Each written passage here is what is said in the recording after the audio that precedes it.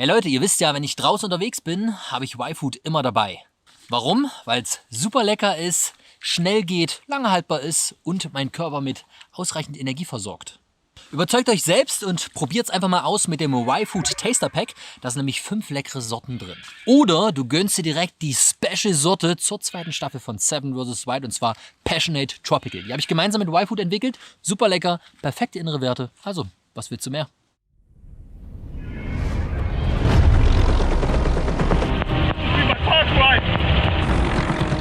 Ist ganz schön weit. Ich melde mich gleich. Letzte Abenteuerbeginn, ey. Keine einzige Frage, da ist nichts. Da ist nichts. Scheiße.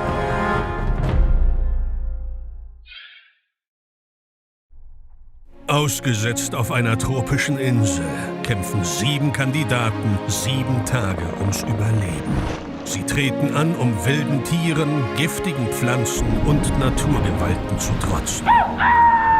Wer nach 7 Tagen noch übrig ist und die meisten Punkte in den Tageschallenges gesammelt hat, ist der Gewinner. Ja! Keine Kamerateams, kein Kontakt zur Außenwelt, vollkommene Isolation. Das fühlt sich gerade an, als würde das so nicht mehr lange gehen, muss ich sagen. Ich glaube, ich kann nicht mehr.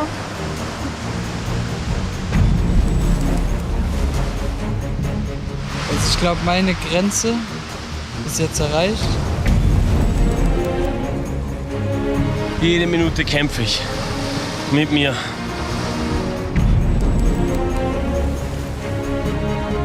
Ich hasse es gerade. Ich find's nicht geil.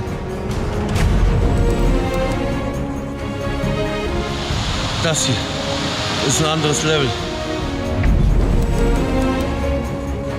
Ich würde jetzt so gerne einfach mal meine Liebsten in den Arm nehmen.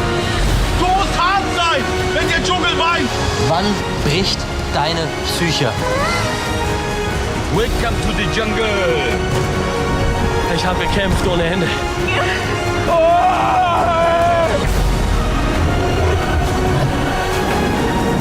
Seven vs. Wild, Panama.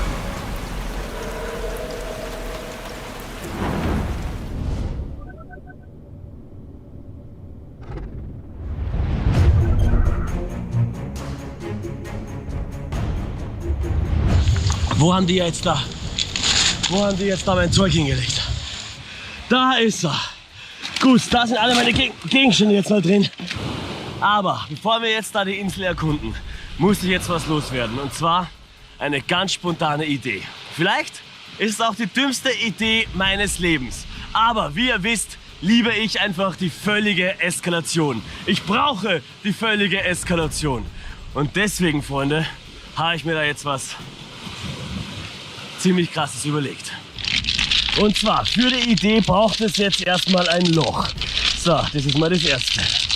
Und zwar, in dieses Loch kommen jetzt meine Gegenstände rein. Also alle Gegenstände bis auf meine Machete. Ich will also versuchen, ja, solange ich kann, mit nur einem Gegenstand zu überleben. Ja, also ich kann natürlich nicht versprechen, wie lange das dauert. Vielleicht bin ich schon in 2 Stunden, keine Ahnung, komplett K.O. oder weiß nicht mehr, wie es weitergeht und brauche die Gegenstände wieder, was auch immer. Aber ich werde versuchen, für mich, Freunde, so lange wie möglich mit nur einem Gegenstand auf dieser Insel hier zu überleben. Und ich glaube, für euch ist es auch interessant zu sehen, ja, wie schlägt sich jetzt ein Fritz oder ein Otto mit nur einem Gegenstand, die absolute Experten sind. Ja, und wie schlägt sich jemand mit nur einem Gegenstand auf einer Insel, auf einer verlassenen, einsamen Insel, ja, der wenig bis gar keine Erfahrung hat. Also natürlich habe ich mich so gut wie möglich versucht vorzubereiten, ja, aber sowas habe ich natürlich noch nie in meinem Leben gemacht. Ja, gut, also der kommt jetzt weg und ich habe da hier den Feuerstahl rangebunden, der natürlich jetzt auch wegkommt. Das heißt, vielleicht kein Feuer. Weg damit, rein da. Meine Machete, die bleibt auf alle Fälle da. Also meine Machete, das ist mein Gegenstand. Der dritte Gegenstand, der wegkommt, Paracord. Zum Aufhängen zum Beispiel der Hängematte, zum Fixieren von vielen verschiedenen Dingen, um ein Tarp zu bauen, also um ein Dach zu bauen, was auch immer. Zack, rein damit. So, und zu guter Letzt, was mir jetzt richtig schwer fällt, nämlich die Hängematte. Ich könnte da einfach hier irgendwo zwischen den Bäumen auf ganz entspannt die Hängematte spannen und einfach perfekt schlafen. Das ist mein Strand. Sieht nicht so aus, als könnte ich hier irgendwo perfekt pennen. Und rein damit. Und zumachen. Einfach zumachen.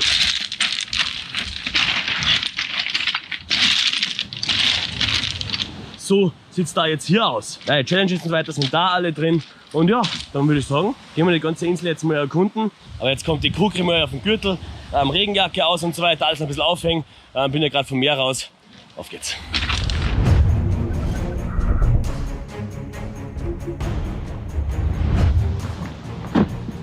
So, jetzt checken wir einmal kurz das Equipment durch.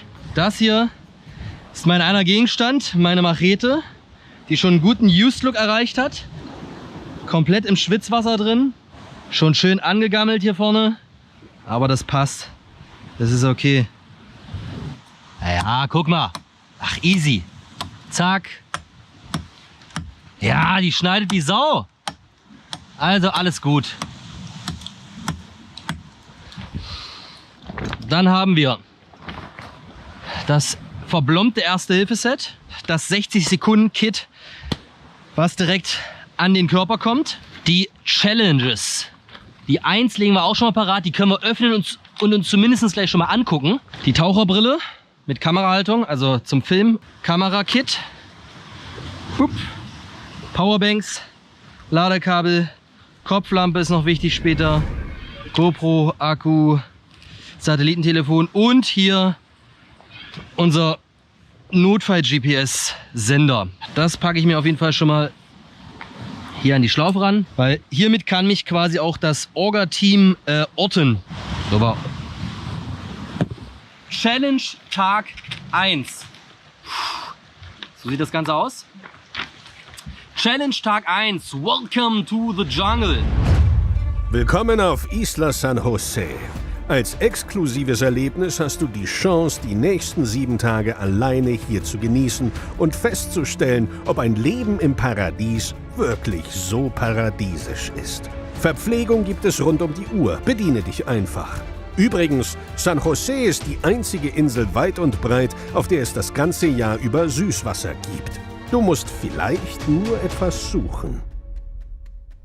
Challenge. Mitbringsel für die Familie. Da du heute genug zu tun haben wirst, gibt es für diese Challenge keine Punkte. Über die nächsten 7 Tage kannst du selber einteilen, wie viel Zeit und Energie du aufwenden möchtest. Bastle, erschaffe ein Objekt für die Seven vs. Wild Community. Der Gegenstand wird nach Ausstrahlung der Serie verlost. Das Objekt muss in euer Handgepäck passen. Okay, also die allererste Challenge ist so aufgebaut, dass sie keine Punkte gibt, weil wir heute natürlich extrem viel zu tun haben, Wasser finden, Lager bauen und jetzt nicht noch eine krasse Challenge machen. Beziehungsweise die Challenge ist für euch da draußen, für die Community. Ich werde und wahrscheinlich auch alle anderen Teilnehmer bis zum Ende ein kleines Mitbringsel für euch, die Familie, basteln. Und mal gucken, was das wird. Das wird heute auf jeden Fall noch nicht von mir angegangen erledigt, aber wir haben ja die nächsten Tage genug Zeit. Ich werde jetzt als nächstes erkunden gehen in diese Bucht dort hinten rein. Es sah vom Heli aus, als wäre da so ein kleiner Fluss. Und ich werde aber vorher einmal hier entspannt ein bisschen lang gucken und vielleicht schon mal das ein oder andere Highlight looten oder mir merken, was es hier gab. Ich werde nicht alles mitnehmen können. Ich werde auch nicht den Packsack dafür irgendwie benutzen. Aber wenn es so richtig geile Sachen gibt, werde ich schon mal ein bisschen was vielleicht mitnehmen. Ich bin tatsächlich auch überlegen, ob ich mir aus meiner Regenjacke, das werde ich machen, eine kleine Tasche baue. Also wird aus einer Regenjacke auch mal ganz schnell eine Tragetasche mit ordentlich Volumen. So, ich werde jetzt auch erstmal nur das looten, was ich heute zwingend brauche. Also hier zum Beispiel eine Wasserflasche zum Regenwasserauffang, aber sehe ich schon, hat ein Loch drin. Hier unten allerdings nicht, also könnte ich die schon mal nehmen. Vor allem wiegt die auch nicht viel, es passt. Hier. Ich nehme erstmal auf jeden Fall die guten PET-Flaschen mit, falls es anfangen sollte zu regnen, dass ich da schnell was bauen kann. Hier super geiles Tau. Merke ich mir lieber mal, nehme ich noch nicht mit. Boah, hier, guckt mal an, alles voll mit Schnecken. Zack, kannst ins Feuer legen und essen. Alles voll. Das ist schon mal gut hier. Und nach dem Arbeiten Machete direkt wieder wegpacken.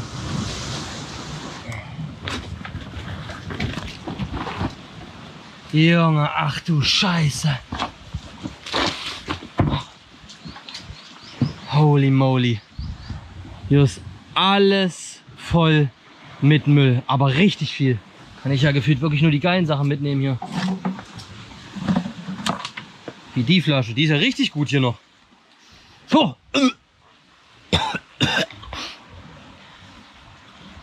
Puh.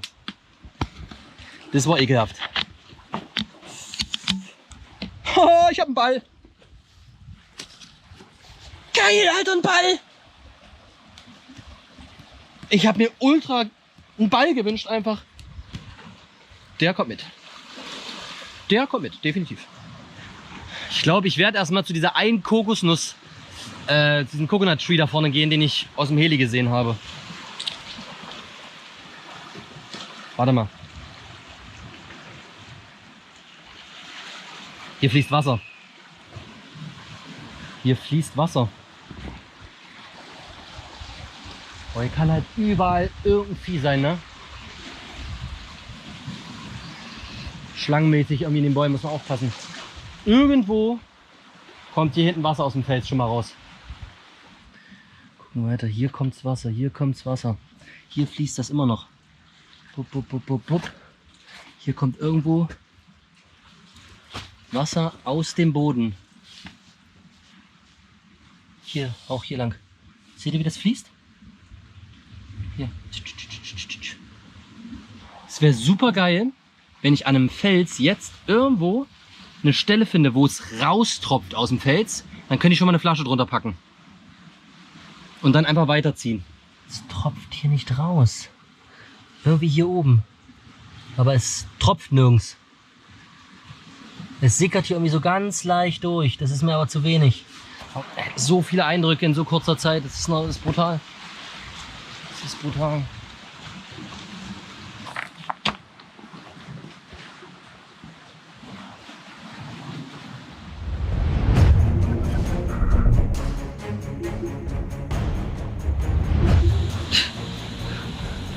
Echt so erschöpft. Hätte ich nie gedacht. Da liegt ein Flipflop. Ja! Oh, hier liegt jede Menge Müll.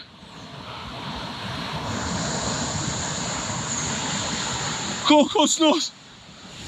Coconut! Coconut!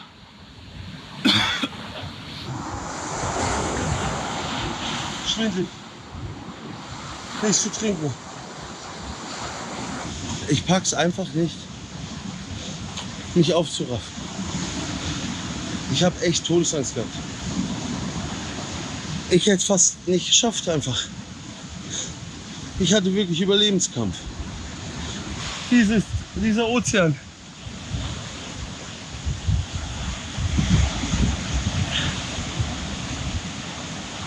Das ist für einen Menschen nicht machbar.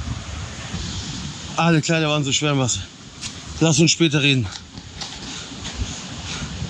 Lass uns später reden. Ich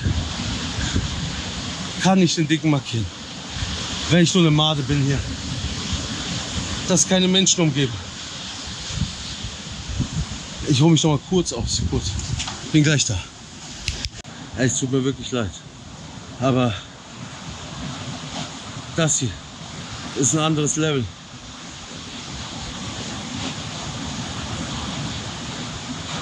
Ist das eine Fanta? Lemon? Ich brauche Trinken.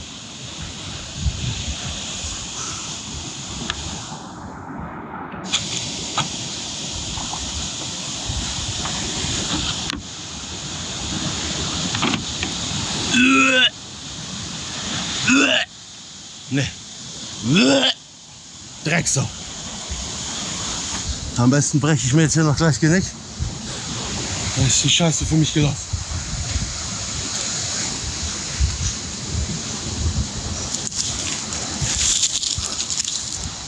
Mein Sack. Alter, bis jetzt bin ich hier noch nicht angekommen. Bis jetzt bin ich ein verdreckter junger Mann. Wirklich das Gefühl, gestrandet zu sein.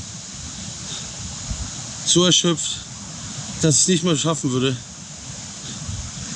mir was aufzuhängen. Der Rhythmus von dem Blatt ist unglaublich. This is the rhythm of the night. The night. Oh yeah. The rhythm of my life. Aktueller Stand.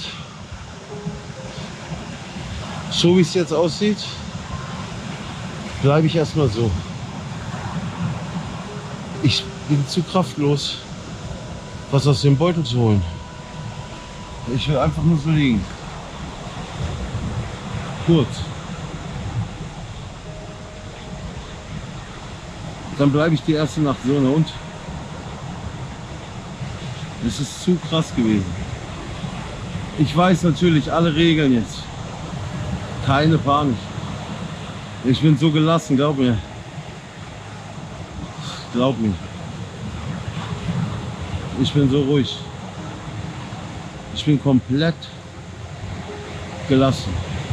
Wenn ich jetzt nur eine Flasche Wasser hätte, newborn,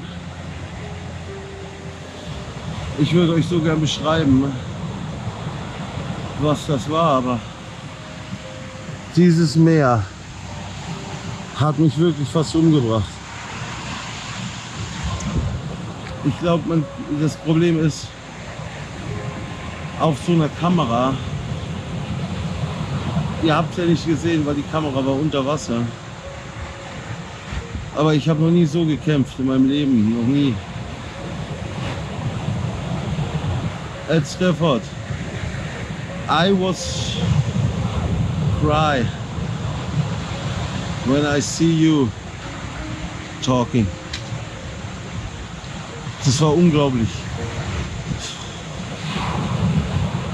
Tja, kurze Pause, nur noch eine kurze.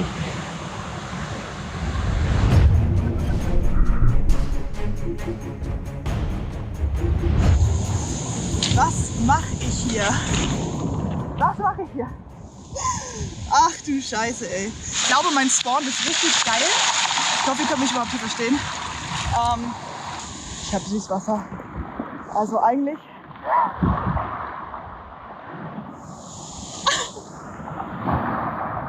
Ein Traum! Ein Traum ist das! Ich werde jetzt erstmal mich um Trinkwasser kümmern. Und ja, und dann schauen wir mal.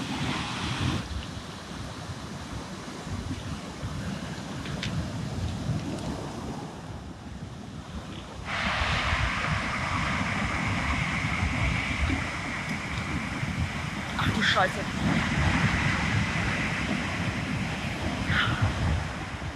Das ist wie Leitungswasser.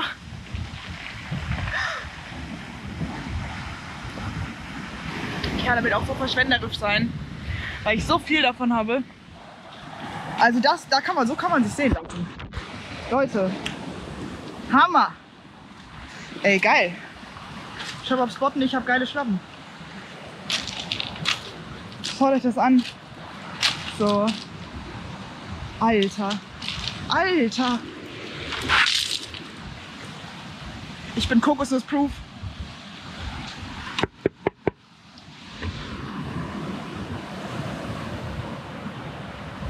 Ich habe so geilen Loot hier, es ist unglaublich. Können wir mal ganz kurz einen Reality-Check machen? Dass ich hier in meiner beschissenen Unterwäsche am Strand stehe. Breit und breit, ich sehe keine Sau. Ich habe einen fucking Bauarbeiterhelm auf. Und das ist mein Drip. Was mache ich hier?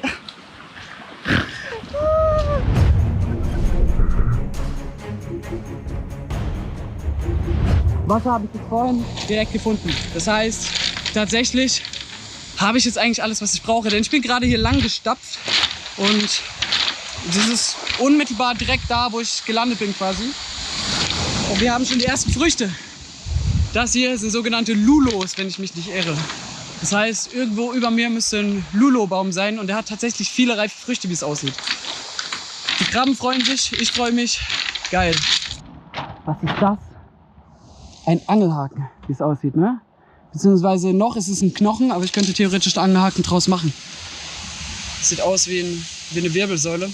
Beziehungsweise nicht wie eine Wirbelsäule, sondern wie ein Beckenknochen von einem Wirbeltier, vielleicht von einem Agouti oder sowas. Könnte ich mir sehr gut vorstellen. Was ich schon gefunden habe, ist folgendes.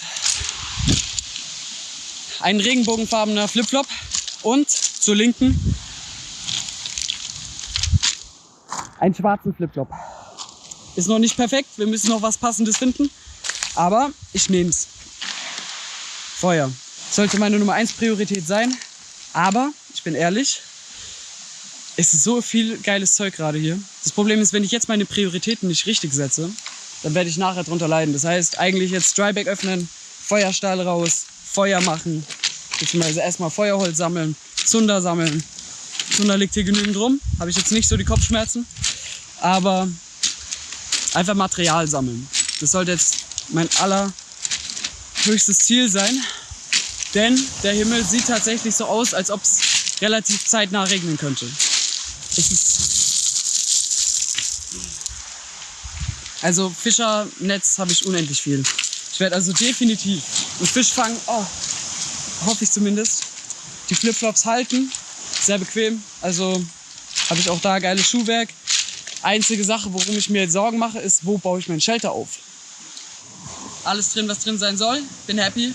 Ich brauche jetzt aber erstmal nur meine Machete. Ich habe die selbst in dieser Scheide noch nicht gesehen.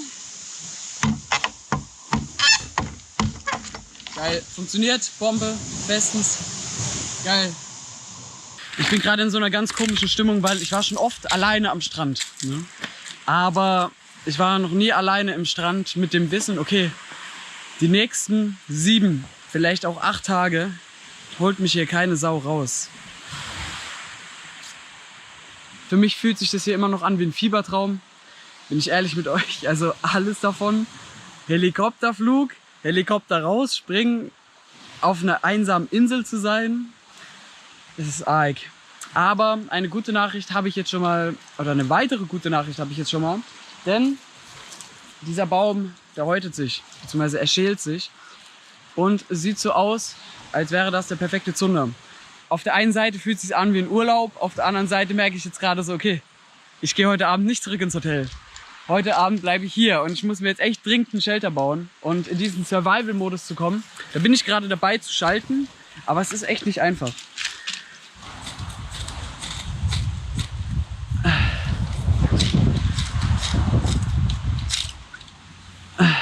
Es ist sehr frustrierend. Also, ich bin immer noch dabei, Feuer zu machen. Ich versuche schon seit einer Viertelstunde ungefähr, das ist jetzt noch nicht lange, wir haben hier 7 Tage Zeit, aber es hat noch nicht geklappt. Ich denke, wenn ich einen gescheiten Zunder finde, geht es innerhalb von Sekunden. Das hier ist schon ziemlich gut und ich hatte auch schon eine Flamme, aber ich habe sie nicht umsetzen können. Ja, jetzt mal schauen. Ich werde es definitiv gleich schaffen, aber ist nicht einfach. Ist wirklich, wirklich, wirklich gerade nicht einfach für mich. Aber dafür sind wir da, ne?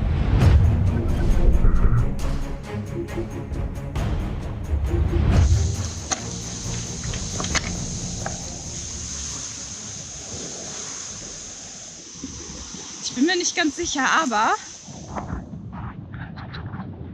das ist fließendes Gewässer und das kommt da hinten aus dem Dschungel.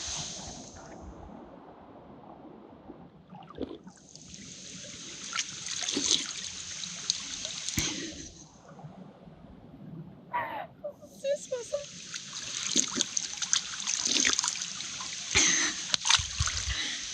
Geil, Alter, ich hab einfach Süßwasser. Oh, mein Herz gerade. Mein Herz. Ich bin einfach so happy gerade. Ich bin so happy und glücklich, dass ich einfach einen Spot habe, der Süßwasser hat und vor allem an dem ich mich wohlfühle. Und jetzt gehe ich erstmal pinkeln. Ich habe gerade keinen besseren Spot gefunden als direkt ins Meer. Ich bin einfach so erleichtert über den Spot, dass ich einfach Süßwasser habe, dass ich ein bisschen Müll habe, dass ich einen Spot habe, wo ich mich wohlfühle, der gemütlich ist. Weil ich jetzt einfach weiß, ich kann diese 7 Tage schaffen. Ich kann es halt jetzt wirklich durchhalten. Und was haben wir hier? Bambus. Ein richtig fettes Rohr Bambus.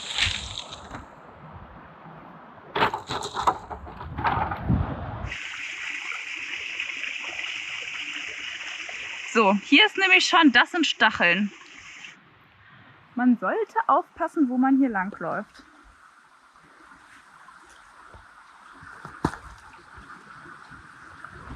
Schade. Ich dachte, das ist vielleicht eine Kokosnuss.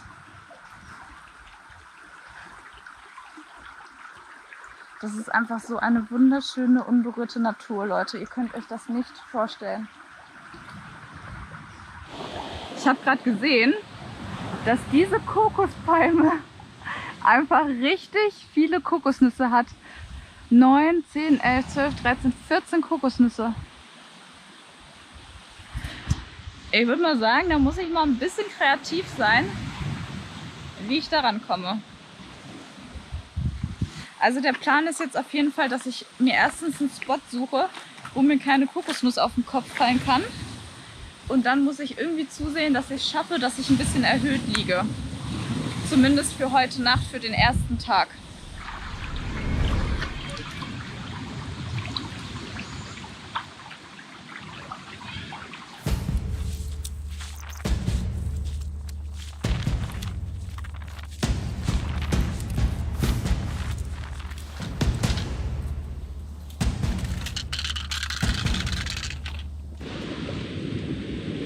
Hier ist irgendwas, das irgendwie total komisch aussieht. Das ist auch nicht so richtig hart.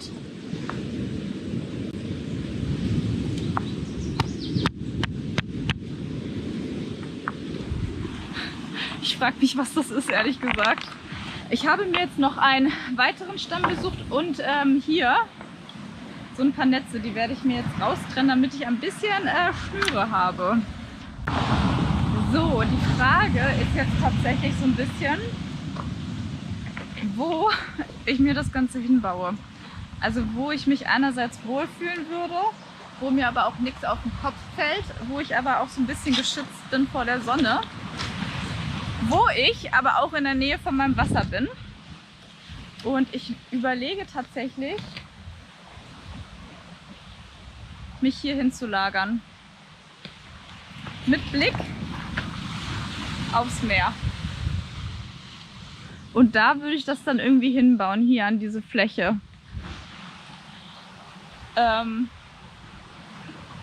Probiere ich jetzt erstmal aus. Machen wir jetzt.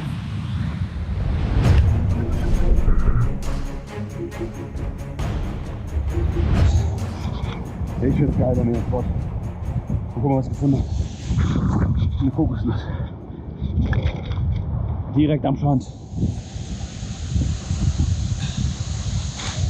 Ich weiß nur noch nicht, ob es so gut ist. Aber erstmal meinen Packsack suchen.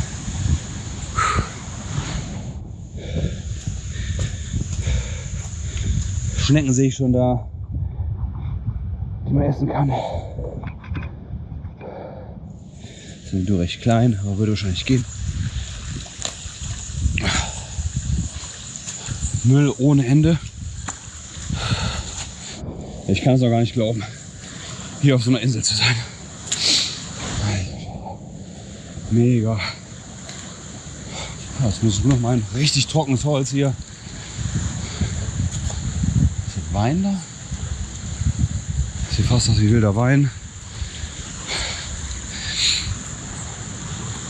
Ach, das ist Frischwasser.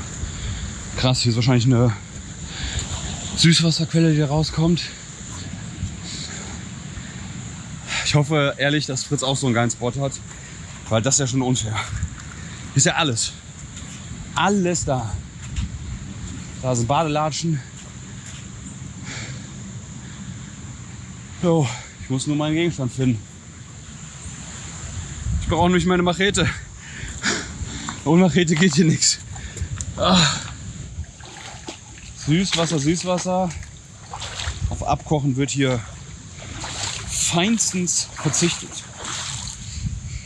Mega. Und da hängt wohl mein Bag. 7 on the Wilds, wie Knossi sagen würde. So, ich bin an dem Packsack und ich habe sie. Meine Machete, die mich 7 Tage begleiten wird. Ich bin so happy, das Ding hier zu finden, auf der Insel zu sein. Ja, ich könnte gerade kaum glücklicher sein, muss ich echt sagen. Ich will jetzt erstmal die Klamotten hier ausziehen lassen, die hinhängen oder einen Teil davon ausziehen, dass es trocknen kann, solange wir noch Sonne haben, weil nachts kann es kalt werden. Zur Not halt eine Ongerboxe durch die Gegend spazieren. Ich weiß, ich habe Wasser, Süßwasser, ich könnte theoretisch einfach draus trinken, aber ich will jetzt erstmal gucken, wo ist ein cooler Platz hier, um zu pennen. Ja, ich gehe jetzt erstmal ein bisschen erkunden. Hier ist ein Wildpfad. Denn, ich weiß nicht, ob man das überhaupt erkennen kann aus der Kamera. Das ist ausgetreten von Wildtieren.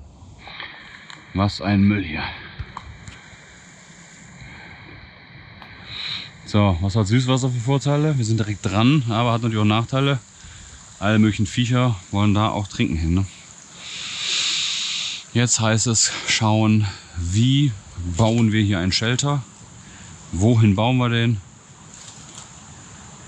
Ja, Flaschen gibt es hier ohne Ende, das ist irre. Es ist einfach irre. So. Boah, ist das hart.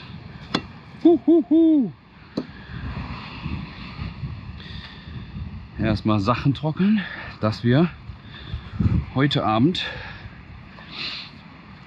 einfach trockene Klamotten haben.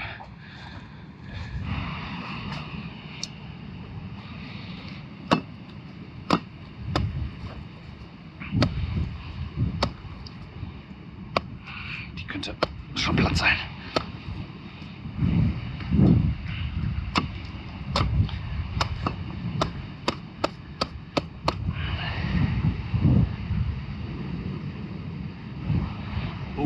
Boah, ne. Ganz schlecht. La la la la. Boah, stinkt hier wirklich. Boah. Ganz schlecht. Ganz schlecht. Das riecht richtig furchtbar. Ich gucke jetzt mal, wir haben da oben welche. Denn das Erstwichtigste ist einfach trinken. Dass ich genug zu trinken habe. Deswegen würde ich einfach gerne hergehen und hier 2, 3 Kokosnüsse haben, um einfach sicher zu sein, hey cool, die habe ich. Ach guck mal, da sogar Geier, da guckt schon, kreist schon. Kollege, mich nicht. Naja, da oben die probiere ich zu kriegen, ob ich irgendwie 2, 3 runter bekomme. Dass ich einfach weiß, ich habe was zu trinken da. Gleichzeitig Klamotten trocknen. Gucken, damit ich einfach heute Abend irgendwo trocken bin. Und ich habe ja schon viele geile Spots gefunden, die irgendwie geil passen könnten. Da hinten sieht es fast aus wie so eine kleine Höhle. Ich weiß auch gar nicht, ob das nicht sogar ein Wechseln von Spots wird. Ob es einfach mal ich teste mal eine Höhle im Dschungel, ich teste mal höher zu gehen. Das weiß ich ehrlich gesagt noch gar nicht. Wo drauf es hinauslaufen wird. Und da hinten habe ich ja einen fetten Fluss anscheinend, wie es aussieht. Oder zumindest mal so eine Art Mangroven. Die will ich auch mal komplett erkunden gehen. Aber jetzt erstmal gucken, dass ich hier eine Coconut runterbekomme. Jetzt sind schon 3 Geier da.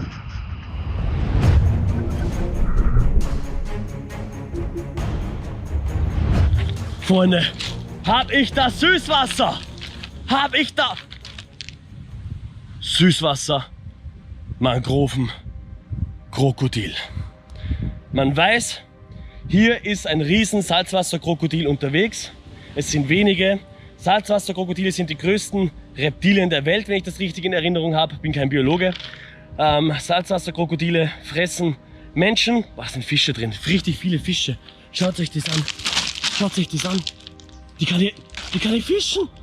Die kann ich fischen. Das ist Süßwasser. Aber bevor ich da jetzt näher gehe, Freunde, ganz wichtig. Salzwasserkrokodile, gefährlichste Reptilien der Welt, ja, sind bekannte Menschenfresser. Und das ist jetzt kein Bullshit, das ist Fakt. Ja. Die fressen Büffel, Tiger, Menschen, Affen, natürlich anderes Zeugs auch. Aber eben auch Menschen stehen auf der Beuteliste. Und wir sind hier wegen einer einsamen Insel, wo schon mal so ein Salzwasserkrokodil gesichtet wurde. Die werden bis zu 1 Tonne schwer, ja, 7 Meter lang. Da kann ich einfach jetzt nicht mehr am Boden pennen. Ich bin hier anscheinend Mangrovengebiet. Ja, das könnten überall hier Krokodile sein. Deswegen einfach nicht hinfetzen, sondern erstmal einen Stein reinschmeißen und schauen, ob er was rausbeißt. Die warten unter der Wasseroberfläche und wusch, kommen die raus. Die merken sich übrigens auch, wo du das letzte Mal Wasser geholt hast. Also auf keinen Fall zweimal an der gleichen Stelle Wasser holen. Also wirklich, mit dem ist nicht zu spaßen. Ja, wir haben eine super Rettungskette, aber ein Süßwasserkrokodil, das beißt dir rein, macht eine Todesrolle ein paar Mal, deine Gliedmaßen sind ab oder sie zieht dich sofort ins Meer oder ins Wasser und frisst dich dann dort unten. Das Krasse ist, richtig wild jetzt, ich will es jetzt gar nicht laut aussprechen, aber wisst ihr, wie die das machen? Wir können einen Puls runtersetzen auf 2 bis 3 Herzschläge pro Minute, können somit eben eine Stunde unter Wasser sein und wenn die dich erwischen, ja, dann packen sie dich unten unterm Wasser zwischen Steine rein, tauchst du nie wieder auf. Da verwehst du langsam, dann können sie dich besser zerteilen und essen. Das ist kein Problem. Bevor sie dich essen, fressen die übrigens vorher Steine, ja, damit die im Magen sind und dich besser zermahlen können. Ja, also ich will nur sehr ungern von Steinen zermahlen werden. Das haben auch die Dinosaurier damals so noch gemacht. Also es ist abartig. Ja. Das Krokodil kann eine Nacht perfekt sehen, kann unter Wasser durch die Linse, die rüber geht, perfekt sehen.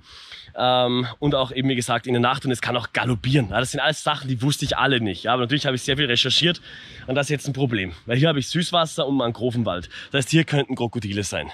Und das ist jetzt richtig scheiße, weil ich muss jetzt weit oben pennen, sonst kann ich da kein Auge zudrücken. Auch wenn die Wahrscheinlichkeit nicht hoch ist, muss man auch dazu sagen. Aber ja, eins reicht und du bist tot. Die warten bis zu einem Jahr aufs Futter.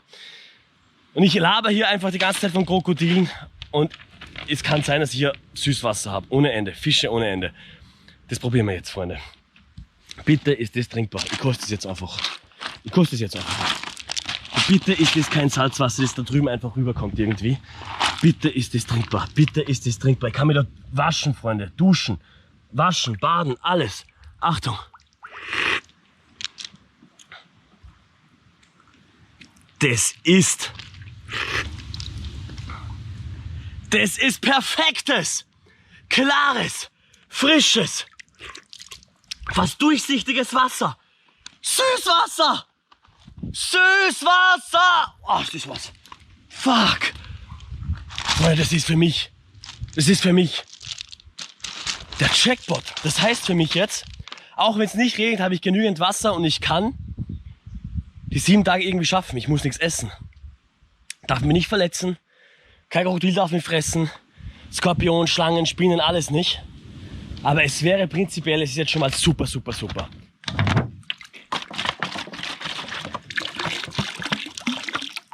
Sollte gut passen. Füllen wir die mal auf. Entfernen wir natürlich jetzt das Papier, damit die Sonne das schön säubern kann dann. Perfekt. Sieht super aus. Schaut super aus. Jetzt bin ich da auf meinem Platz mal hochspaziert. Hopp. Erstmal eine grandiose Aussicht. Irgendwo ins Nirgendwo. Und da habe ich mich gesehen, wächst noch eine Palme hoch. Und die, da ganz oben, hat sie eine Frucht. Na super, eine einzige Kokosnuss ist da oben. Extrem weit oben. Naja, aber ich muss mich jetzt um Shelter kümmern. Ich glaube, ich könnte da schon mal ein bisschen eine Schnur, ein bisschen ein Seil mitnehmen. Wenn ich da drüben baue, ist sicher kein Fehler. Da sind zwar Millionen Krabben oder was immer das sind, aber ich glaube, ich werde hier mein Lager aufbauen, mein Shelter aufbauen. Es gibt eigentlich nur die 2 Bäume, die gut zueinander stehen, wo ich so liegen kann. Alles andere kannst du eigentlich komplett vergessen. Ich habe ein gutes Dach, ja, es ist sehr dicht da oben, das heißt, es regnet mich nicht so krass an, wenn es regnet. Jetzt muss ich nur vom Boden weg, weil ich habe natürlich auch schon beobachtet, dass hier ja, so ein Pfad ist, so ein Tierpfad. Ja, geht da entlang zum Süßwasser wahrscheinlich, kommt da raus. Ja, richtig niedergetrampelt, also Wildsauen, keine Ahnung.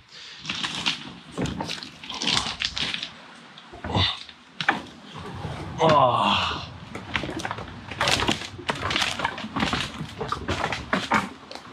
Ach, Freunde, so, meine Idee war jetzt eigentlich, die 2 hier aufstellen, ja. Dann hier diese Astgabel ist keine Astgabel, sondern hier oben einfach mit diesen hier zu verbinden, also einstecken hier und ein Seil hier und dann so Querbalken und da pennen. Aber jetzt habe ich eine andere Idee. Jetzt sage ich, mache jetzt das Seil hier darum, das Teil hier darum und ich liege vielleicht einfach auf dem Seil. Muss ich jetzt probieren.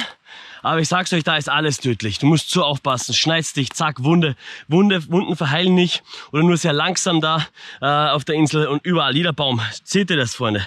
Einfach komplett hier, ja, spitz, dass du fast sogar das fette Seil hier reißt. Man muss richtig aufpassen, wenn man hier arbeitet. Crazy. Moskitos fliegen auch schon durch die Gegend. Die Idee an sich ist doch gar nicht schlecht. Oder, dass man sagt, da habe ich jetzt die Schnur rundherum.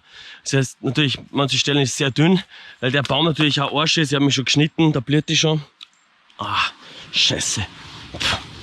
Aber da jetzt noch rundherum wickeln, andere Seile und so, dann kann ich da oben pennen. Vielleicht funktioniert das. Machen wir jetzt mal den Stresstest. Achtung, fertig. Scheiße, da ist ein Problem. Da. Bei die Scheißdinger da. Boah, also ein Shelterbau, bist du deppert, ich kann nicht mehr. Ey, nur ein paar Sachen und es ist so verdammt anstrengend. Ich muss was trinken gehen, jetzt muss ich schauen, wie die Flasche, wie es den Flaschen geht, wenn ich trinken kann. Fuck. Shelterbau ist sick. Ich würde alles geben, einfach nur um die scheiß Hängematte da zu nehmen, Paracord. Paracord brauche ich keins, nur Hängematte. Liege drin. Boah, es wäre Jackpot, kann ich irgendwo hinhängen. Boah, alles mit den Seilen super funktionieren können. Aber es ist da so kaputt. Und da die Stacheln, da reißt ständig immer alles auf. Boah, die Insel, die kennt nichts. Die Insel kennt nichts.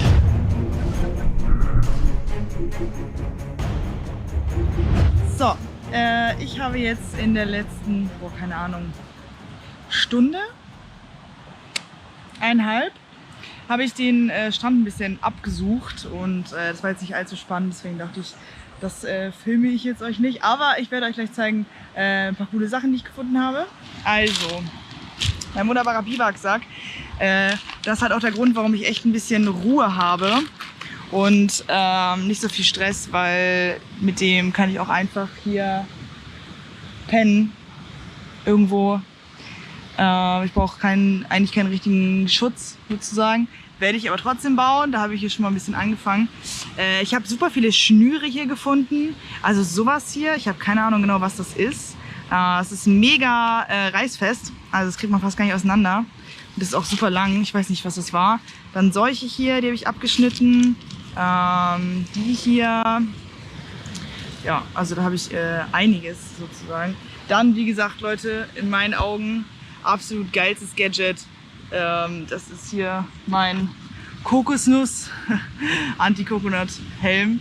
Ich werde den irgendwann kombinieren mit diesem Hut zusammen, wenn der trocken ist. Dann habe ich... Ja, also ihr fragt euch, was ist das, Nova? Ich habe mir halt überlegt, weil auf dem Stein mit dem Biwaksack zu schlafen, das ist absolut schlecht. Und deswegen habe ich hier so Schaumstoff gesammelt und versucht das halt dann gleich so oder nachher so Tetris-mäßig irgendwie hinzulegen, dass ich da drauf dann pennen kann.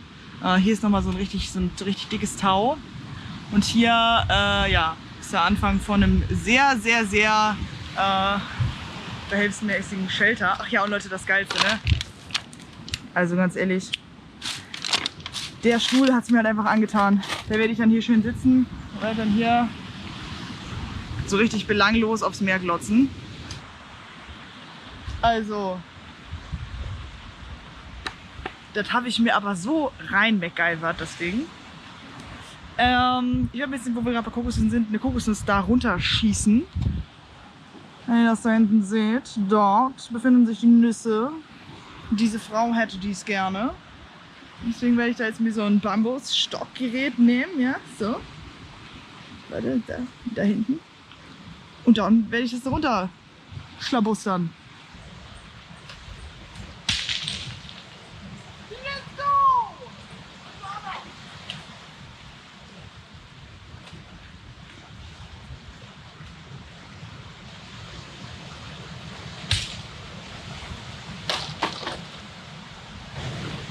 Ey, wenn ich euch sage, dass hier wirklich jede Scheiße angespült wird, Brauchen wir einen Drucker? Ist das krass, ey. Du Epson. Krass.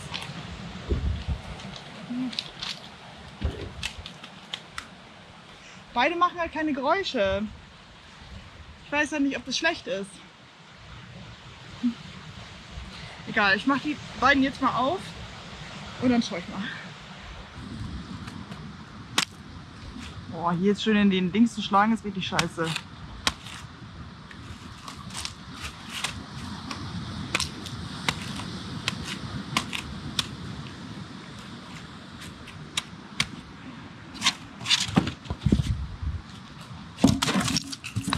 Boah. Ah.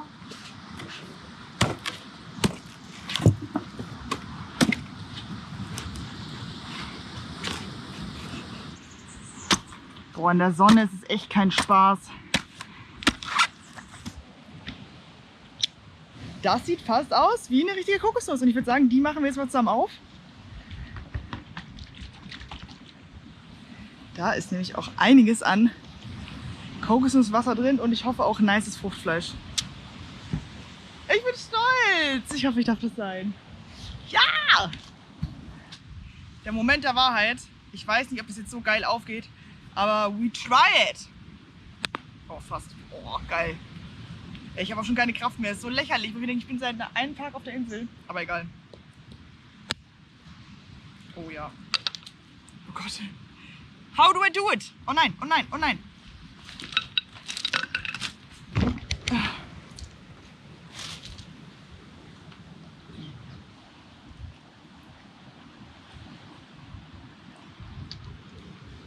Oh mein Gott.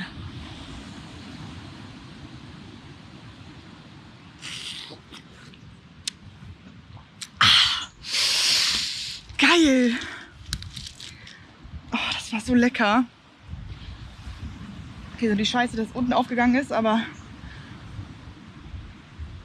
ich mache jetzt den Rest der Kokosnuss auf und dann esse ich das Kokosnussfleisch. Coconut, das werde ich mir jetzt so reinfetzen. Ich präsentiere meine Aussicht.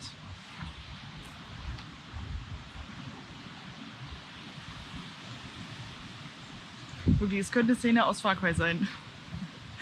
Und das ist jetzt mein erstes Stück Kokosnuss.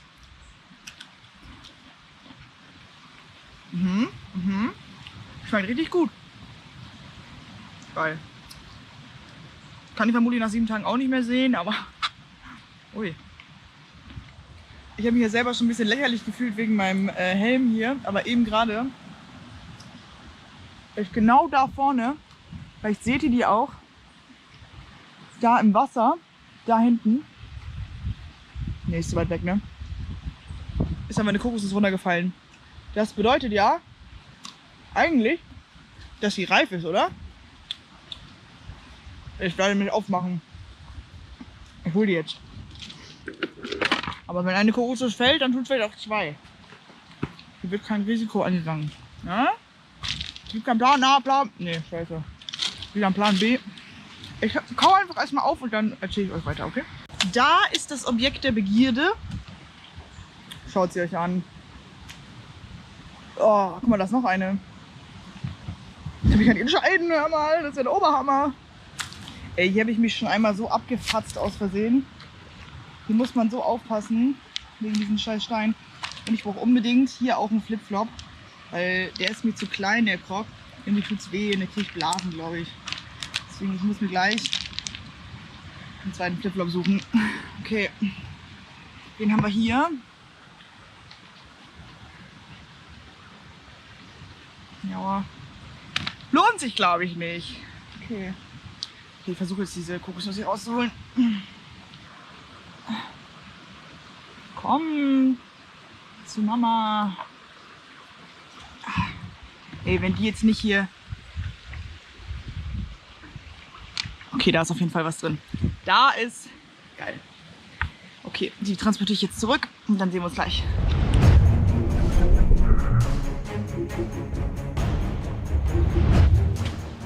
Hier läuft ein kleiner Bach ins Meer, in diesem Bereich. Und es sieht so aus, als würde er von da drin kommen. Aber was ganz wichtig ist, wenn man sieht, wie viel Müll hier ist, oder sogar ein Reifen, dann heißt das, dass teilweise Ebbe und Flut oder bei Sturm das alles hier reingetragen wird, bis hier hinten. Also bei der Lagerplatzwahl muss ich auf jeden Fall darauf achten, dass ich ein bisschen höher bin. Richtiger Jungle hier, geil, geil, geil.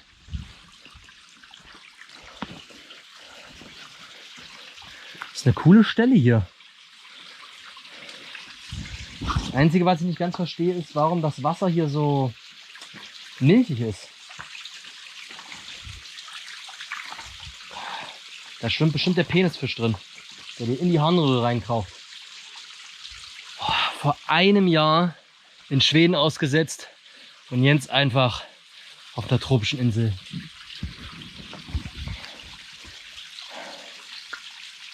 Das jetzt zu trinken, fühle ich gar nicht. Das muss, wenn dann, aufbereitet werden.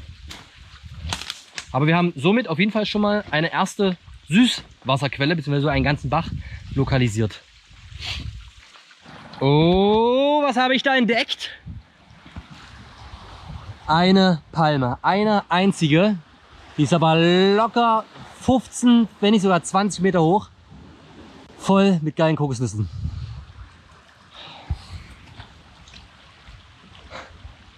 Ja, da komme ich aber nicht ran. Und ja, ich weiß, es gibt Techniken da hochzukommen, habe ich auch geübt und trainiert. Aber wenn ich da oben wegrutsche, bin ich halt einfach tot. Und die erste Regel beim Sicherheitsbriefing, beim Medic Briefing war: Don't do stupid things. Wasserquelle haben wir, Trash haben wir, Kokosnusspalme mit jeder Menge Kokosnüssen haben wir. Und wir haben auch Tierlosung. Sieht für mich nach Omas Größe vielleicht nach Ratte aus, ungefähr. Meerschweinchen. Auf jeden Fall noch kein Bereich, wo ich ein Lager aufschlagen will. Von daher ziehen wir weiter und merken uns das Ganze hier. Jetzt komme ich hier auf jeden Fall an einen Bereich, wo ich wieder nass werde. Ich komme da easy lang, muss aber bedenken, dass es eventuell bei Ebbe und Flut hier nicht mehr lang geht. Ich kann mir auf jeden Fall die Stelle mal merken und sehen, dass hier Wasser drauf kommt und dass wir jetzt ungefähr mittags haben.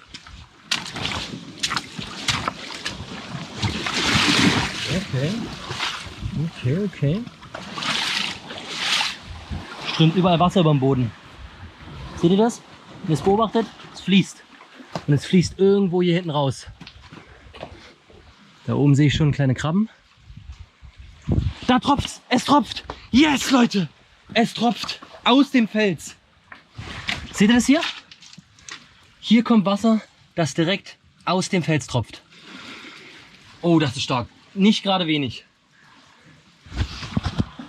Und für mich, in meiner Theorie, ich weiß nicht, ob ich richtig liege, es ist ein Riesenunterschied, ob ich aus einem fließenden Bach was aufnehme, wo, keine Ahnung, Tiere irgendwie reinscheißen, draus trinken und so weiter, oder ob Wasser durch so komplette Gesteinsschichten gefiltert werden. Ihr kennt es survivalmäßig, man kann Filter bauen, habt alle in den Vorbereitungsvideos gesehen, mit Kohle und hast du nicht gesehen. Aber guckt euch einfach diesen Filter an, den brauchen wir nicht bauen, der ist einfach da von der Natur. Oben kommt Wasser rein, durch diese ganzen Erdgesteinsschichten. Geil, das heißt, das erste Bauprojekt Wasseraufsammelstation starten wir genau hier. Und dann gehen wir weiter erkunden. Und ich schätze mal, in 2-3 Stunden werden hier mehrere Flaschen voll sein. Nice! Gut, die erste Wassersammelstation ist damit aufgebaut. Hier tropft es schön rein, hier drüben sogar doppelt. Und hier ist fast ein Wasserhahn, der ist richtig geil. Das Wasser ist jetzt direkt aus dem Fels geerntet worden, nicht abgekocht, nicht nochmal extra gefiltert oder irgendwas. Und ich werde jetzt einfach einen Schluck nehmen und dann mal abwarten, was in der nächsten halben Stunde passiert. Riechen.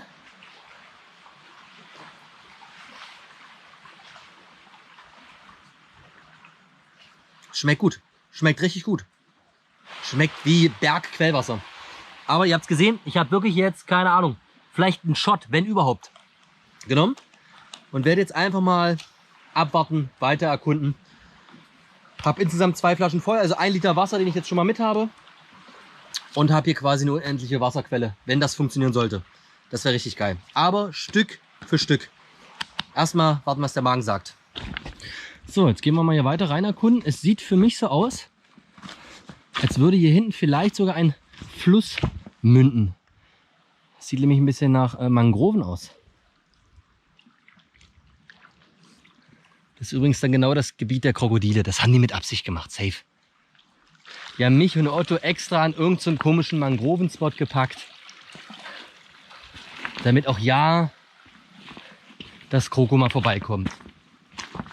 Also weil auf der Seite, auf der ich hier bin, das ist Abfuck hier. Ich weiß ja nicht, wie tief das ist, was mich da erwartet. Es ist sehr braun, brackig und ja, scheiße. Vielleicht schlage ich mich dann doch eher hier oben mal in the nature rein, in den Dschungel. Und baue mir oben im Dschungel ein Lager auf. Hier auf jeden Fall schon wieder super geile Strippe. Boah, die ist eigentlich mega gut. Ich glaube, die nehme ich noch mit. Knossi und Sascha haben einfach einen Gegenstand für 30 Meter Paracord verschwendet. Und hier ist alles voll mit übelst heftiger Schnur. Naja.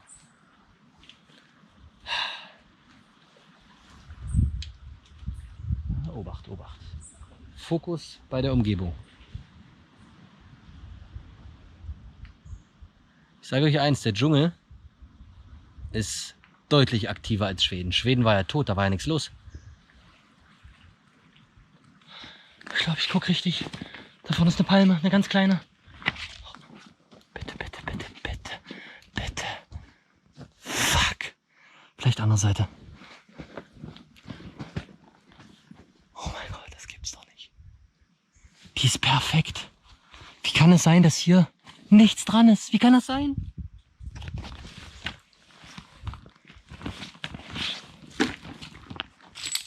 Hier ist nicht eine Kokosnuss dran zum Trinken. Das gibt's nicht. Aber wir können uns die mal merken, weil wir hieraus eventuell ein geiles Dach für so einen Shelter bauen können. Also da sind Kokosnüsse dran, aber nur ganz, ganz kleine. Die sind vielleicht so groß wie, weiß ich nicht mal ein Apfel. Aber wir lieben ja die Herausforderung. Wir wollen, ich sag's euch ganz ehrlich, es wäre ja auch langweilig, wenn ich jetzt hier ankomme. Da vorne Termitennest. Ey, ich dreh durch das.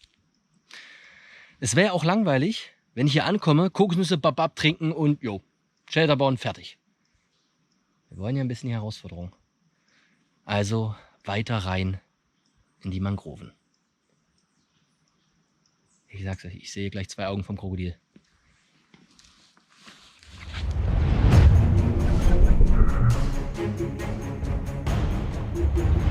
Also, ich bin immer noch beim Versuch, Feuer zu machen. Mittlerweile habe ich ziemlich geilen Zunder gefunden, aber insgesamt, es klappt einfach nicht. Wow, hinter mir war gerade ein Wal. Da hinten sieht man es noch. Da. Es ist so krass. Krass, krass, krass, krass, krass. Hier hinten. Ein fucking Wal. Krank. Genau dort schwimmt er. Man sieht's nicht. Ah. Fuck. Da hinten schwimmt er gerade. Ich sehe immer noch die Schwanzflosse. Genau hier. Boah. Nicht die Schwanzflosse, sondern die Rückenflosse natürlich. Krass. Krass, krass, krass. Also, ich sag's euch ganz ehrlich, ich kann es gerade nicht so richtig glauben. Hier zu sein, auf dieser Insel zu sein, ist eine Sache. Das ganze Klima, das Wetter, alles ist geil. Aber dann in der Ferne einfach einen Wal zu haben, das ist halt, also, guckt euch das da, ich glaube, man hat es gesehen, das sind 2. Boah, krass, krass, krass, krass. Die schwimmen im Pärchen rum. Ach, wie genial. Ich habe sowas noch nie gesehen. 2 neue Sachen, die sich mittlerweile ergeben haben. Zum einen habe ich Reptilienhaut gefunden. Das heißt, irgendwo da oben treibt ein Leguan sein Unwesen. Oder ich gehe zumindest mal stark davon aus, dass es ein Leguan ist. Könnte vielleicht auch eine Schlange sein. Aber von der Schuppung her bin ich tatsächlich bei Leguan. Und das Zweite, was mich wirklich ein bisschen nochmal hat erinnern lassen, wo ich hier gerade bin. Naja, wir haben hier einen toten Igelfisch. Ja. Eigentlich giftig. Ich weiß nicht, wie es aussieht, wenn sie tot sind. Das hier könnte man super als Angelhaken verwenden tatsächlich. Aber naja. Deswegen nur mit Schuhen rumlaufen und auch diese Flipflops sind halt einfach nicht optimal. Für die Challenge habe ich aber natürlich auch schon die ein oder andere Idee. Die erste Idee, die ich bisher hatte und wahrscheinlich auch die beste ist das Ding hier. Ich weiß noch nicht genau, wie ich das Ganze umsetzen möchte, aber ich finde dieses Ding so unglaublich geil und creepy, dass ich unbedingt was damit machen möchte. Dieses Ding nachts ans Shelter stellen, da kommt nichts, keine Fliege, kein Moskito, gar nichts. Deswegen, ja, hier raus wird definitiv was gebastelt, aber jetzt geht's erstmal ans Feuer machen. Feuer machen immer noch meine höchste Priorität, nach wie vor. Aber ich bekomme es einfach nicht geschissen. Deswegen heißt es für mich jetzt weiter Feuer sammeln, Holz sammeln. Und ich habe vorhin eine Glasflasche gesehen. Eine klare Glasflasche. Und mit dieser möchte ich versuchen, auch ein bisschen was hinzubekommen. Ja, vielleicht geht mir der Feuer ein bisschen einfacher. Ich weiß es nicht. Mal schauen. Hier ist noch Restalkohol drin. Ob man es glaubt oder nicht, das ist zwar irgendwie, man riecht es nur noch, aber es ist da. Das ist eine, keine Ahnung, Gin, was weiß ich, Flasche. Ay Burritos, K de la Oro oder irgendwas steht da drauf. Das heißt, ich werde das hier jetzt mit normalem Trinkwasser füllen, also dem Trinkwasser dort hinten. Und mal schauen. Ich bin gespannt. Also das könnte ganz geil werden. Ich sag's, wie es ist. Mit dieser Flasche einfach an den Strand stellen, dann wird das UV desinfiziert und zeitgleich kann ich das erstmal als Lupe verwenden, um mein Feuer anzubekommen. Denn genau an der Feuerstelle ist gerade ein bisschen Sonne. Ich muss die Zeit jetzt also nutzen und was Sinnvolles draus machen.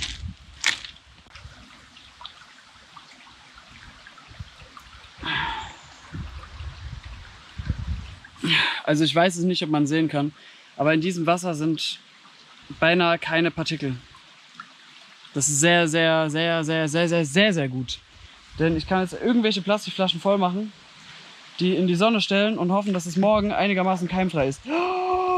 Und im Wasser sind, da hat man es gerade gesehen, Süßwasserschrimps. Geil. Könnte morgen mein Abendessen werden. Haha. Zusammen mit Fisch. Ja, gute, ausgewogene Mahlzeit, ne? Also, Essen ist da, Trinken ist da und Unterkunft noch nicht. Unterkunft wird aber kommen, vielleicht heute Abend, vielleicht auch erst morgen. Mal schauen. Das ist jetzt noch nicht so eilig, ne? Aber erstmal Feuer machen, immer noch.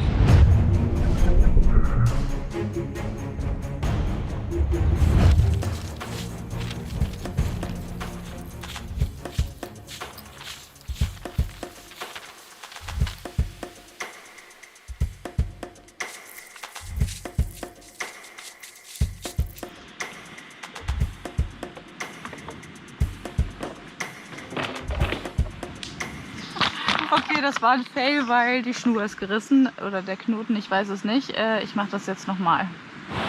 Ich bin gerade dabei, hier diese ganzen runterhängenden Lianen, naja, ist es ja nicht wirklich, auszutesten, aber die sind alle so trocken, die würden niemals irgendwas halten.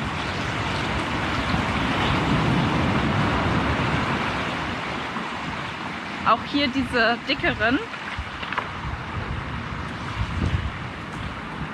Das ist alles trocken.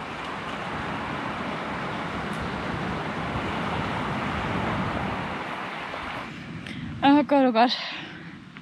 Ich bin gerade dabei, hier das Ding abzusägen, weil ich diesen langen Stamm hier noch benötige für das Shelter. Ich merke aber, dass ich, ja, es ist ganz schön krass irgendwie. Also mir ist jetzt schon ganz schön, also warm ist mir die ganze Zeit, aber ich bin auch kräftemäßig ganz schön am Ende und ich habe übelst Hunger. Ich hoffe, das legt sich mit der Zeit. Weil ich glaube, heute kriege ich definitiv nichts zu essen. Ich bin ja schon super dankbar und happy, dass ich überhaupt Trinken für heute habe.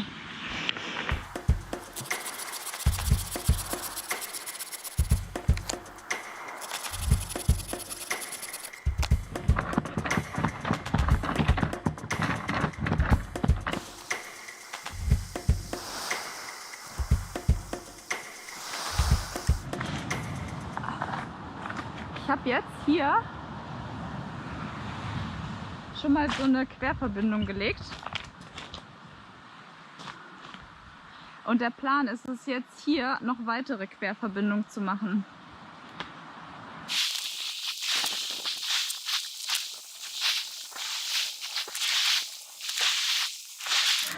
Ich versuche irgendwie mir hier was zurechtzuzimmern, dass ich heute Nacht hier einigermaßen vernünftig schlafen kann. Aber diese Konstruktion ist sowas von instabil und ich habe jetzt gerade schon das Gefühl, dass ich irgendwie total Zeitdruck habe, dass ich halt mein Schlafsetup irgendwie fertig kriegen muss. Zuallererst habe ich mir gerade einen Splitter in den Finger gehauen. Aber noch viel schlimmer ist das hier.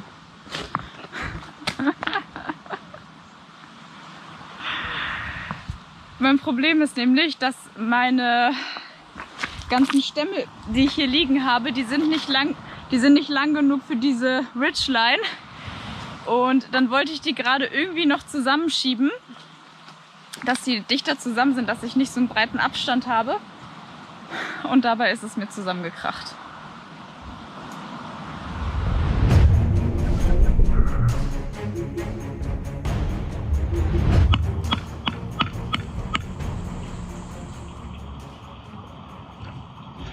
Aus dem Dschungel. Mit Machete. Geöffnet. Neben Fluss, an Meer. Im Dschungel. Am Schwitzen. Bam, baby.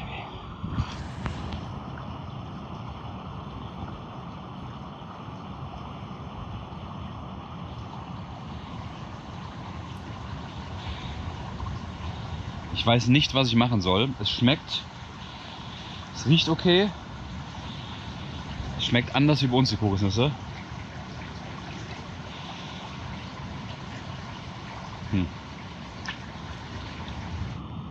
Ich mir jetzt hier den Magen versaue an Tag 1. Und ich habe da echt noch eine Menge zu tun. Ganz schlecht.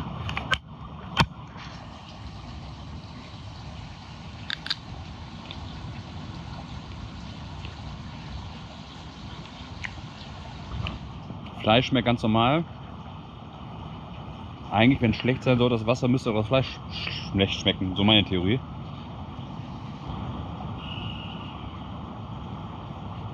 Das angehört wie ein Huhn.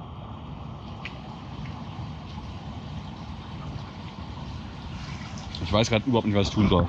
Essen oder beziehungsweise trinken oder nicht trinken. Das ist ohne Ende drin. Hier ist eine Menge Zeug drin. Richtig viel. Es schmeckt aber einfach irgendwie komisch. Ich gehe am ersten Impuls. Mein erster Impuls sagt, ausspucken. Ich werde es nicht trinken. Aber schaut mal bitte an, wie viel das ist.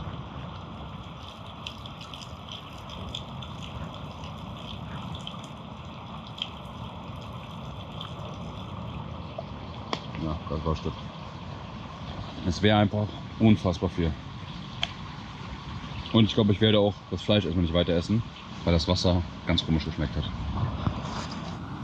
Ich habe jetzt hier lang den fetten langen Bambus geschnappt und Ziel ist es, entweder die oder die, naja, die für die oben reicht länger wahrscheinlich nicht, Kokosnüsse darunter zu holen, denn ich möchte Sicherheit haben, Wasser zu haben.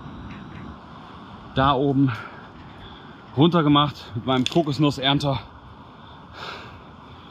That's the first one.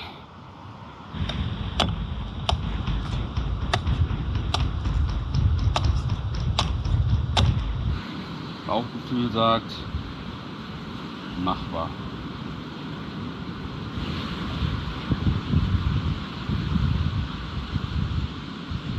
Schmeckt ein bisschen grün.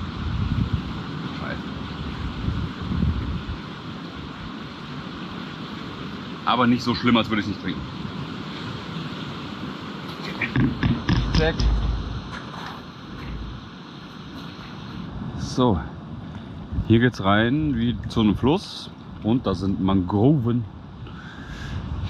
Ich bin echt noch jetzt am Überlegen, Wasser habe ich sichergestellt. Was mache ich mit Shelter? Wo baue ich mein Shelter auf? Und ich hätte echt nach wie vor immer noch, Servus Kollege, kleine Schlappen, damit ich die Schuhe trocknen kann einfach. Die übrigens mega sind, obwohl sie alt sind, weil das Wasser einfach da rausläuft. Aber ich hätte trotzdem einfach gern festes Schuhwerk und warmes Schuhwerk oder trockenes Schuhwerk abends. So, ich bin natürlich hier überlegen. Da sind die Mangroven. Mangroven wurde gesagt Krokodil. Wir haben zur Auswahl das und das. 4-mal rechts, einmal links. Schnurrspann zum Trocknen. Ich wasche die Klamotten mal mit Süßwasser aus, wegen den Salzkristallen auf der Haut. Dann kommen die dahin und dann geht es hier schön auf Suche, wo wir halt den Shelter bauen.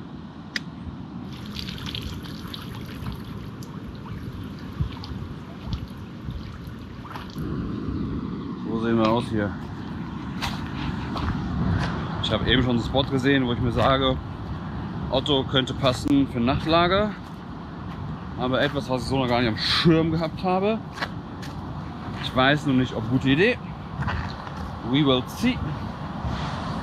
Da ist es. Hier wäre halt, egal wie es regnet, alles sicher. Wenn ich irgendwann mal mit dem Gedankenspiel hier Feuer zu machen, wäre hier eine Feuerstelle. Hier komplett regendicht drin. Brauche ich nichts mit Shelter bauen, gar nichts. Das ist Stein. Ich weiß nicht, ich spiele ein bisschen mit dem Gedanken hinzugehen und verschiedene Sachen zu bauen. Also hinzugehen und mit sagen, pass auf, ich mache 2 Tage hier, 2 Tage woanders, 2 Tage woanders. Ja, würde bedeuten, immer wieder einen neuen Shelter aufbauen, aber wäre auch irgendwie cool, sich auf neue Gegebenheiten einstellen. Also klar, wäre der Shelterbau nie abgeschlossen, aber ja. Naja, mal schauen. So, ich lasse erstmal Sachen trocknen. Gucken, dass ich mich irgendwie in den Schatten gleich hocke mit irgendwas, was halbwegs bequem ist, und dann geht's weiter.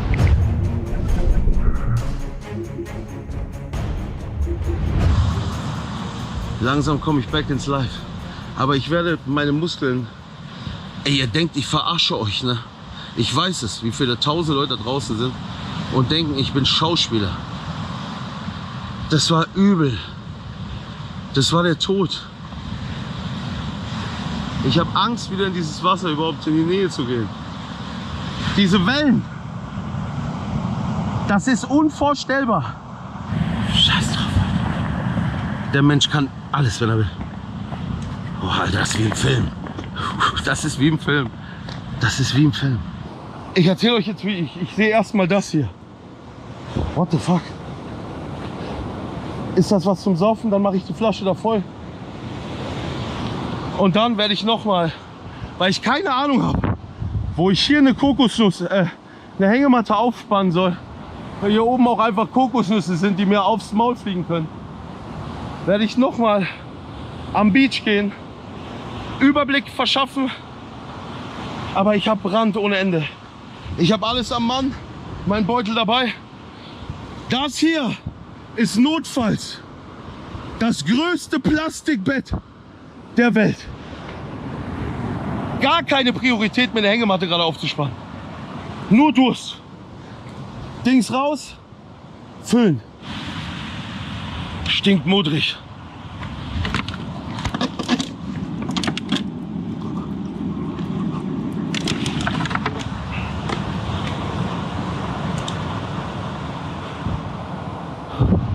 Das kann man saufen. Das geht. Ey, ich habe das Gefühl, ich weiß nicht genau, was Salzwasser ist, ne?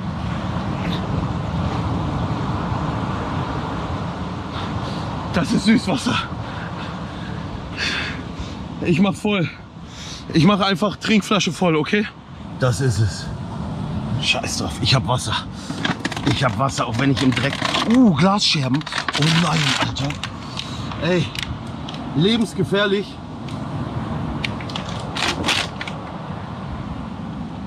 Geht schneller. Ich habe keine Ahnung, wo ich heute schlafen soll. Ich habe eine Hängematte, aber hey, Jungs, wo aufhängen? Zu gefährlich. Aber Kokosnüsse sind da. Oh nein. Wasser kommt vom Baum. Flaschen sind da. Kanisters sind da. Ich glaube, I can live in forever. Ich habe so viel Müll hier. Ich sehe Dinge, die ich als Kissen nutzen kann. Oh, ich werde den Müll wühlen hier. Das ist krass. Oh Mann, so viele Schuhe. So viele Schuhe. Ich mache einen Schuhladen auf. Second Hand. Der Grail ist voll. Wir filtern jetzt durch. Ja, besser geht das jetzt nicht. Seid froh, ihr seid dabei. Das Krasse ist, wir haben den Filter nicht einmal mehr getestet, ne, Martin? Wir haben einen neuen Filter drauf geschraubt. Und das war's. Sieht sauber aus. Akku von der GoPro war leer. Ich habe eine Flasche mir komplett reingezogen. Wir sollten den Handschuh nicht verlieren. Den werde ich tragen. Ich will auch meine Kleider einmal sauber machen. Ich überlege, wo ich die aufhänge. Dann muss ich unbedingt einmal die Gegend erkunden, wo ich bin, wo mein Lagerplatz ist. Hier ist Ebb and fucking Flut. Na, da ist nichts. Das ist auf gar keinen Fall interessant. Rechts die Felsen. Ich glaube, das ist auch kein Platz für mich, um mich wohlzufühlen. Hier kommt auch, glaube ich, nichts in Frage. Ich werde da oben rein müssen irgendwo. Ich habe keine Ahnung, was das ist zwischen den Steinen. Ist alles Süßwasser. Ich weiß es nicht. Ich weiß ja auch nicht, ob es auf dieser Insel heute fett geregnet hat. Aber this is the fucking beach on the champion! Ich echt schwör's euch, das ist es. Das ist die Erfahrung meines Lebens. Lasst uns jetzt... Wird ja keine Flut kommen so schnell, oder? Fühlt sich nicht so an, wie wenn das heute noch weiter steigt. Treibholz kommt. Dich brauche ich. Come on over. Aber so ein dumpfes Gefühl, weil ich in dem Wasser fast ersoffen werde. Also ihr glaubt es nicht, aber das war eine Nahtoderfahrung. Ich konnte auch ich bin auf dem Rücken. Es ging nicht mehr. Es hat ewig gedauert. Ich weiß nicht, wie viele Minuten ich gebraucht habe. Guck dir diese Wellen an. Guck dir an, wie dieses Treibholz. Könnt ihr euch diese Kraft... Oh. Das werden wir schaffen. Da wird ja wohl nicht bis nach oben kommen so schnell, oder? Guck dir an, wie dieses Treibholz hier einfach hochgeschleppt wird. Das ist nicht bewegbar für einen Menschen wie mich. Nein. Oh, ich weiß nicht. Wir machen doch noch keinen Beachrundgang. Ich fülle mir noch mal eine Flasche auf. Komm. Ich habe keine Ahnung von dem Lagerplatz hier. Es ist alles scheiße. Am besten fällt mir jetzt noch eine von den Kokosnüssen aufs Kleine. Dann ist alles vorbei. Dann Code Red Helikoptereinsatz. Hier liegt ein riesen Bambusrohr. Krass, was mache ich denn damit? Dutscheridu! Kann man machen. Nur ich das natürlich nicht. Ich gehe hier wirklich slow down. Jeden Schritt, den ich mache. Auch was Wasser betrifft. Hier liegen Stachelrochen drin. Trittst du drauf, haut er dir deinen Schwanz ins Bein. Muss ich nicht haben. Ich werde so große Kletterdinger werde ich nicht machen. Jeder Schritt genauestens überlegt. Ich habe nur Angst, dass das Wasser höher geht. Und dann muss ich meine Sachen noch waschen. Aber eine Lagerstätte wäre echt ganz geil. Ich traue mich auch nicht jetzt da direkt reinzulaufen. Ne? Aber werde ich wohl machen müssen. Okay, keine Ahnung. Ich habe meine Sachen noch nicht gewaschen. Das andere Zeug liegt da drüben auf dieser... ich habe es irgendwo in Sicherheit gebracht, erstmal höher. Ich sehe da oben so eine Lichtung. Also was heißt Lichtung? Aber das sieht ganz geil aus. Ihr seht, hier unten ist der Beach. Geht nicht. Coconut-Palme. Keine Chance, dass ich da meine Hängematte aufhänge. Wirst ja erschlagen. Ich kletter jetzt mal da hoch. Ich gucke mir das mal da oben an. Sieht nice aus. Vielleicht ist da... Aber wenn ich mir das Blätterdach angucke... Egal, hilft nichts. Wir gehen einfach gemeinsam hoch. Oh nee, Alter. Okay. Rutschig wie Sau. Ich will mir nichts brechen. Aber wie geil wäre es? Ist halt jeden Tag Kraxeln. Es ist jeden Tag der Todesritt hier runter. Egal. Wir gucken. Boah, das hier oben, das ist doch nett. Oder? Und dann bist du auch ein bisschen... Oh shit, Alter. Nee. Doch dumm. Von den Gezeiten geschützt, dachte ich. Wir gucken einfach mal an. Den Spot hier oben. Ist halt nicht die beste View. Alter, ja, das ist Krokodils. Oh, scheiße, wie komme ich denn da wieder runter? Doch nicht so intelligent, ja. Aber hier ist halt so schön geschützt. Aber ich finde irgendwie nicht die geeigneten Bäume. Obwohl die beiden hier. Oh nee. Oh mein Gott, das ist der Todesapfel. Oh, das ist der Paradiesapfel. Schnell wieder weg. Das ist der Paradiesapfel. No joke. Isst du den, bist du tot. Regnet's da oben drauf und du kriegst das Wasser ab und es hat die Rinde oder die Äpfel berührt. Ätzt es dir durch die Haut. Wir gehen wieder runter. Ihr denkt Spaß? Das ist kein Joke. Das ist der Paradiesapfel. Oh Mann, Alter, ich hätte einfach die Hängematte, ich hätte es einfach da aufgehangen. Du bist sofort tot, wenn du diese Frucht isst, bist du sofort tot. Wenn du die Rinde berührst, frisst sie sich in deine Haut. Glaubst du nicht? Kugel. Ey, ich hab wirklich diesen Apfelbaum hier. Bist du deppert? Wir gehen wieder runter. Let's go. Okay, lebensgefährlich. Ich hab aber auch nur Scheiße im Kopf wieder. Am besten. Okay. Egal, ich melde mich, wenn ich unten angekommen bin.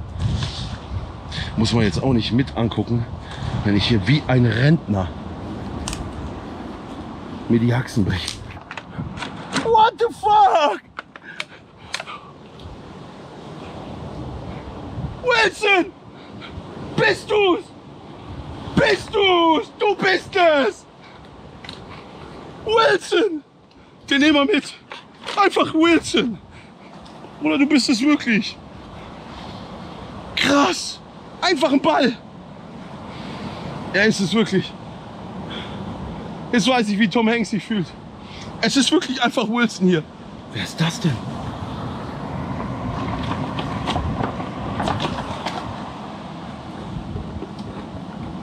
Hä?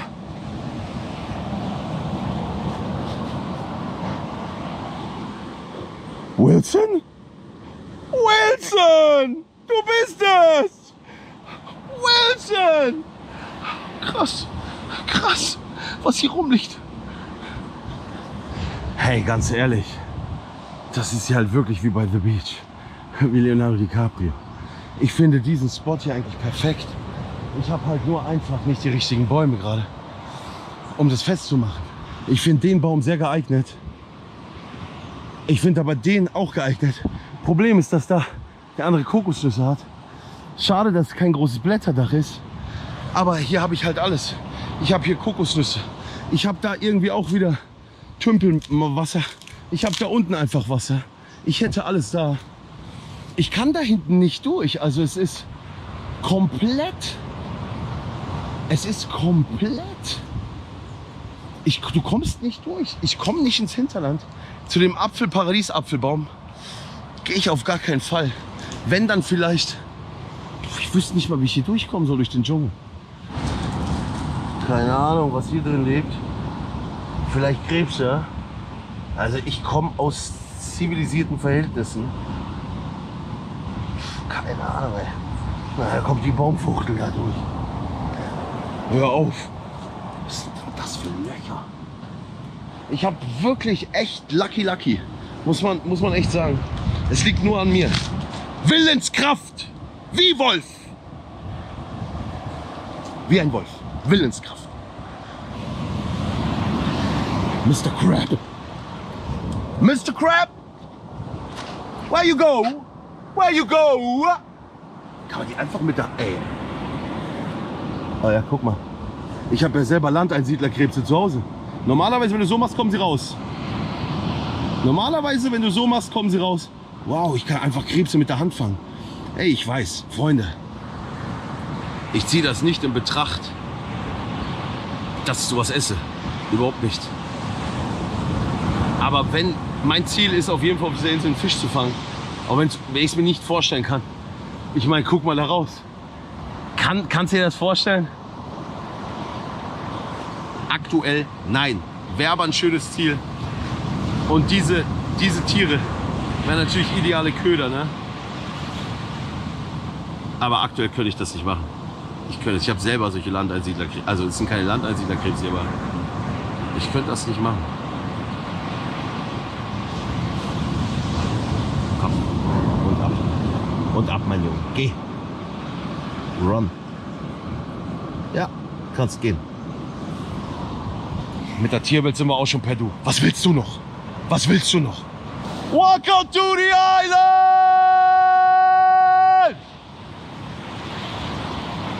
Sick! Ich glaube doch nicht so gut reinzugehen, ne? Noch ein bisschen waschen.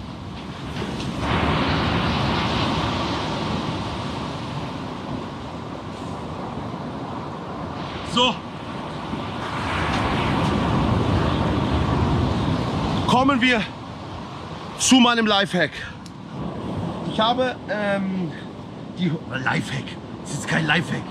Aber ich habe eine lange Unterhose. Eine lange Unterhose. Eine lange Unterhose. Warum? Ich dachte mir, entweder ist abends kühl, aber ich dachte mir eigentlich was anderes. Ich schneide die hier ab und habe 2 Stoffstreifen. Für Popo. Für Kacke.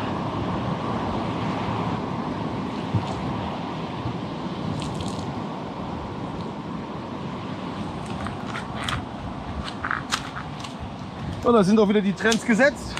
Besser als ohne Schuhe jetzt hier rumdengeln. Wisst ihr, was ich meine? Let's go. Ja, also besser geht nicht, oder? Sehr nice. Also das ist 5 Liter, oder? Oder 3? Ich weiß es nicht. Aber gleich filtern und dann steht nur noch Lagerplatz und dann Lagerplatz.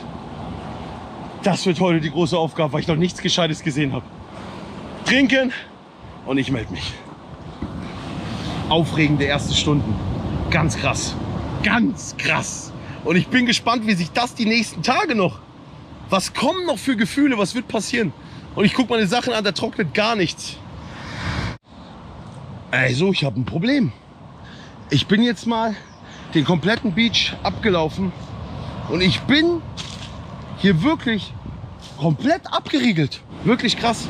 Der ganze Beach. Es gibt keinen Durchgang nach hinten. Ich glaube, selbst Otto mit der Machete. Es ist alles zu. Es ist hinten alles zu. Ja, mit der Machete wird es gehen, aber ich habe keine Machete. So, hier, guck mal. Auf einmal ist ein Bach da. Also Wasserprobleme gibt es hier keine. Jetzt habe ich nur noch das Location-Problem. So, dann habe ich überlegt, gehst du hier hinten über die Felsen? Na klar, gehst hier über die Felsen drüber. Wunderbar. Da steht da nur ein Baum. Ja, dann leck mich doch am Arsch. Da steht da nur ein Baum. Da hinten kannst gar nicht rein. Wo willst du denn da rein? Das kannst du vergessen. Oben ist der Paradiesapfel, der Todesstern, der Todesapfel. Wenn du davon nascht, wachst du nicht mehr auf. Und hier, ja, ist natürlich geil. Ey, ich will mich nicht, das ist absolut geil. Hier sind überall Kokosnüsse oben. An jedem Baum. Hänge ich hier dazwischen. Keine Ahnung. Kann mir so ein Ding einfach auf den Kopf fliegen? Wird das gehen? Wenn ich in der Mitte hänge? Ja, wahrscheinlich ja. Ich sag euch, wie es ist. Für mich ist es das jetzt. Es ist sehr wie ein Platz, aber es wirkt für mich wie die einzigen beiden Bäume, nur mit weniger Lebensgefahr. Kokosnuss, kommt die runter, bist du tot. In vielen Fällen. Ihr wisst, wie es ist. Damit muss man leben. Hier oben, wer weiß, für heute mal. Wird das mein Zuhause. Bauarbeiten beginnen mit meinem Brotmesser.